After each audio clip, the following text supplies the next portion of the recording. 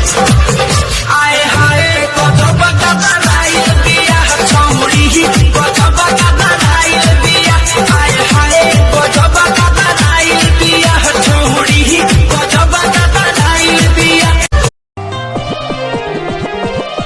सपना सजा के मुहवा मोड़ गईलू हो हमके अकेले काहे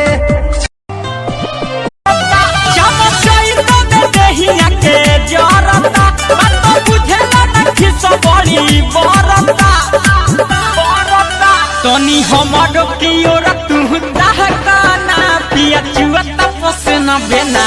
कहना तनी हमर की ओर तू दहकाना पिया चुअता पसना बेना कहना। आई प्यार की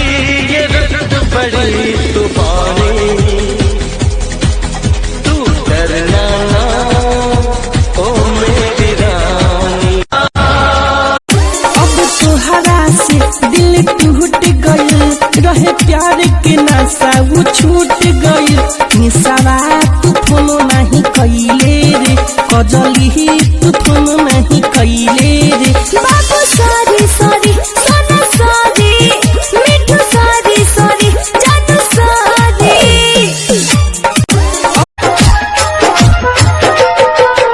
हमरा के भुला गईले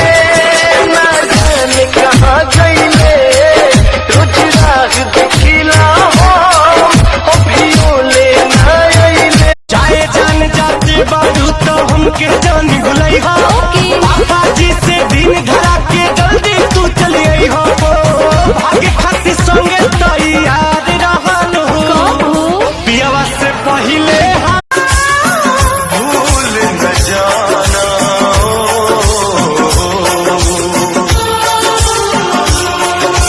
हर पल मेरी याद तुम्हें सताएगी लुट गई प्यारी रात छीन ले लू चैना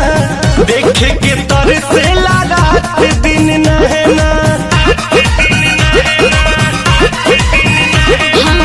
तोहरा से लुट गई सखीरे होता रहे बारा गुदा गुदी मुट्ठी में धई के पलंगवे पकड़ूंदी सखीरे होता रहे बारा गुदा याद न करी हो याद न आई आज वे मिटा दा मोरा नाम के याद न करी हो याद न आई जाए के तो चलिए गईलू अब सतावा छोड़ दहा खुश रहो ससुराल में जाए के तो चलिए गईलू अब सतावा साथ हमार छोड़ा पुना साथ हमार सातो जन्म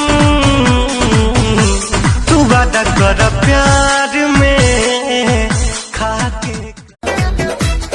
जाता रहो परदेस बलम हमके घर में छोड़ के देवारा चोरी चोरी के जाता रहो परदेस। अरे हम पहले रहले वादा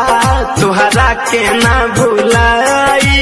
तुहरे संगे जियब तुहरे संगे मर जाई तुहरे अरे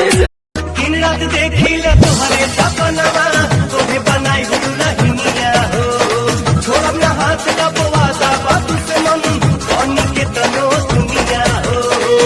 दिन रात देखिले तुहरे सपनवा काहे हमारा इल्जाम देखिले पक्का पड़ा पर बात माइले अखिलेश के सारी तुला बोला खाइले हमारे बरामा में छुछू नारी लिखाइले चुप रहा अपने बड़ा छुछुला तू तो ही चपाला पहनी मिले चली आईले पक्का करते